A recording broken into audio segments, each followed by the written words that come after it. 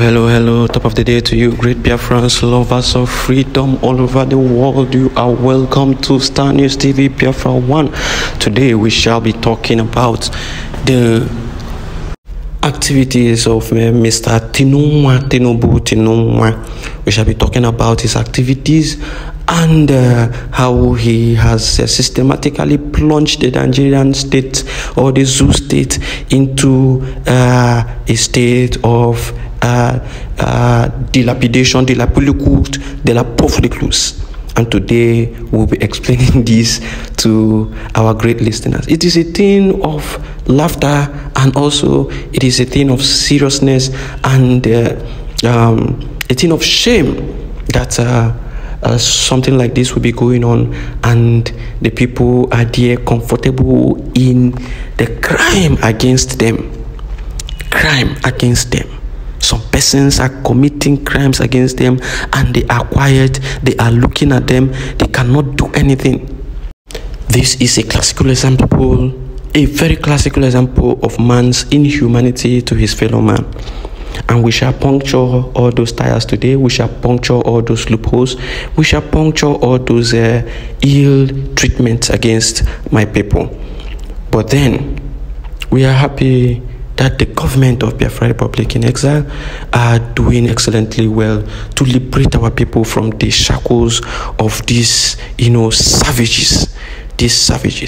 And today, let us begin by bringing you a particular video. Now, the lady you can see on your screen now is Hilda Dokubo. She is a Nigerian award-winning film actress. She's also an author and social justice advocate, as she claimed, and also she is a politician. She was once the special advisor on youth affairs to Peter Odili, a former governor of Rivers State, and I think she currently is the chairman of Labour Party in Rivers State. Remember that this woman insulted the Prime Minister Simon Ekpa. She downplayed everything he was doing. She called on it. She did everything possible to try to truncate the activities of the Biafra Republic government in exile during the election period when P2B was struggling to become the president. And we all told them that this is not the solution to the problem. This is not our solution. Even if P2B wins, is he going to stay as the president for life? He is not going to. He is going to step down one day, and someone else is going to take that position. And what has been happening will continue to happen. Igbo people will say, "If enebe can ebe," things will still remain the way they are. The subjugation will still be there. So what do? You need a permanent solution. These people did not agree. They did not listen. They insulted the Prime Minister. But today, all of them are crying. They are shouting on social media about the high cost of living. They are shouting about the high cost of living, the high cost of taxation. They are shouting about so many things. Let us play the video so that you can enjoy and laugh before we now begin to puncture what Tinubu is doing in office. Watch. So you know, fuel is 1,250, which means on your mandate you have to start. On your leg, you have to walk. Get ready. All of you who do not like walking, go and get this and get trainers so that you can walk. We have gone back to the 18th century. Come on, whether I don't even know. That's why we have gone back to electricity. Twice we have increased it. This year, February never even reached half. We have increased it twice. Fuel 1,250, diesel 170. On the elbow, bread is almost 3,000. As for Gary, we are improving. We are doing very well. The mommy was and daddy was, especially the ones with plenty children. I don't know how you will manage it, but you will manage. So that's what they say we should. They say we should suffer. That we have to suffer. The suffer has to reach climax before it will be soft. Welcome to suffer. And I never say anything. Some of us we have stayed in this journey. So we are not worried about it. Now, hey, Gen Z, every Gen. Wahala, no worry. When you go to the shop, See, import duties is now $1,450. Hey, from 900. Now they are complaining. When we told them initially that this man cannot win, even if he wins, they will not give him that position. They thought we were joking. They thought it was a lie. We have read the Nigerian government, the zoo government, like the back of our palms. We have every details about them. We know how they operate. We know what they can do and what they cannot do. We told these people that the federal positions are not a position where you just come and take over. It is not a position for an Igbo man. Those top positions are not positions for Igbo people. We have told them they don't want to listen. We told them we need to chart a course for ourselves and make sure we rule ourselves and develop at our own pace. Nobody cares to listen. They were fighting that they are going to win this time. Obedient movement. We told them this thing will die down. They would disgrace you. They didn't want to listen. Today they are crying.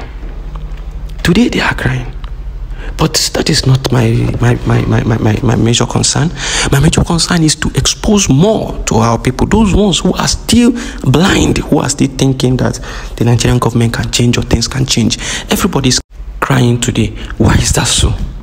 It is because of the policies of the new government.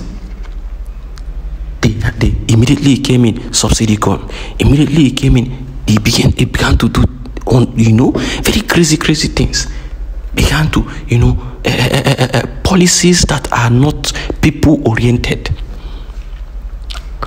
You removed subsidy. You did not question where that mismanagement of funds, subsidy funds, where is it coming from, so that you can solve that problem. You removed the subsidy. Now, as you have removed the subsidy, some other people from the other side are also mismanaging that subsidy, that money you have removed. Where is the money going to? What have you used that money to achieve? Nothing. Is it not better that you left the subsidy that way and people are still buying fuel in a very normal price that can be affordable for them? Today, people cannot even move freely. People park their vehicles. People do not even go again because they cannot afford the fuel. Salary is no longer enough. And that is why you see the labor unions, they are now planning on how to go on strike. Taxation has increased. Everything has increased.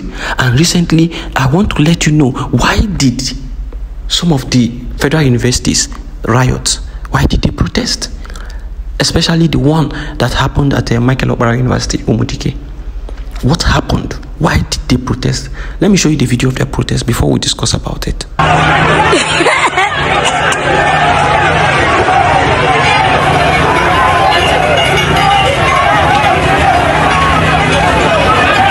it's true, exams, because why?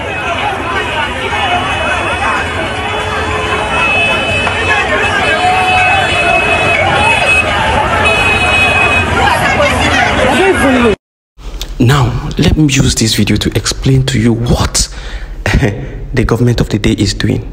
Do you know what he is doing? Now, he sent a message. Tinubu sent a message to federal universities that, I think, when did he say? I think it's middle of the year, by middle of the year or so, that the federal government is going to hands off from, taking care of university staff and all of that. And then what happens? The federal universities are now increasing school fees to be able to meet up with demands of payment of staff and taking care of the university, because the federal government is now handing off from that responsibility. They will claim that there's no money, and then they will hands off all the money that they're supposed to be giving to that university as a federal university. They will remove all those benefits, and then the management of the university will now have to source for funds, and that is why they are increasing school fees. Go to Nnamdi Azikiwe University, they have increased school fees and they are still debating it up till now.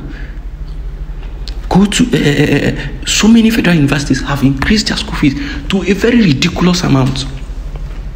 People in Michael Obara University who were paying 30 something to 40,000 naira. They have increased the school fees to 120,000 times 3, over 200% increase, times 3 increase. And how do you want these people to cope? Now, when you are doing this, we want to ask, you remove subsidy from fuel, you have increased taxation, you are enhancing up from federal universities to help them, carry out their activities. What is the duty of the government for its people? What is the government now doing for the Nigerian people? What? You have removed your hands from doing the necessary things you need to do, and you now increase tax. Why are the people paying tax? Why are they being taxed? Why are they paying tax? So if you want to do this, cut off tax. Let the people not pay tax again. Since you don't want to take some responsibility, since you don't want to give back some benefits to the citizens of that country, take back the tax. Do not collect tax again. But this man has increased tax. He has stopped paying the necessary things he needs to do. He has stopped, everything, even subsidy. He has removed everything. So what is the government doing for you as a citizen? That is the question. Those of you who claim to be Nigerians, those of you who claim to still be supporting the zoo, what is your government doing for you? This is the plan of Nubu. This is what he is doing currently. And this is the reason why they had to protest, because some of them said that they could not afford this amount. Some of them pleaded that, okay, since it is so, let us pay instrumentally.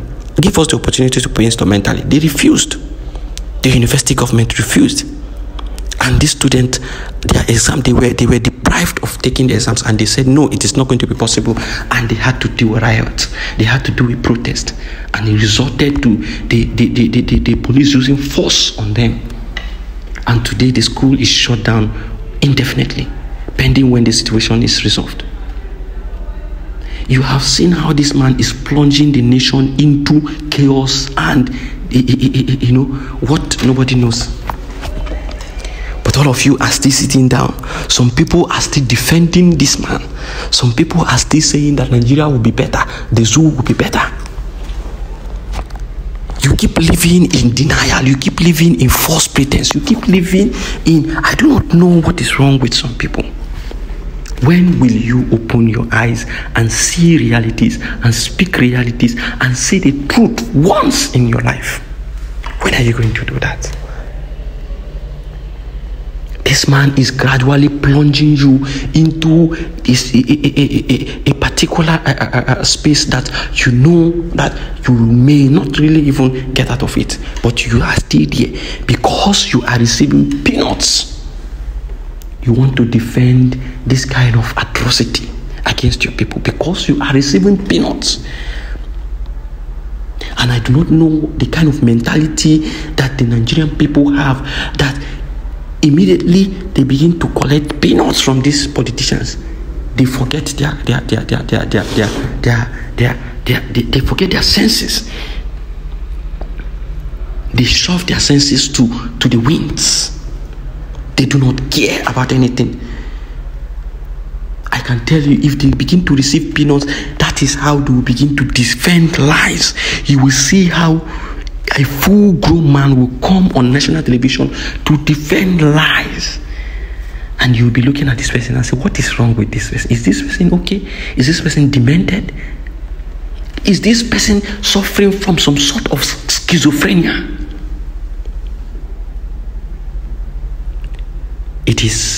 It is unbelievable, and it is outrageous to sound mind and people of good reasoning. Now, what you are seeing is an award presented to Nubu by the military.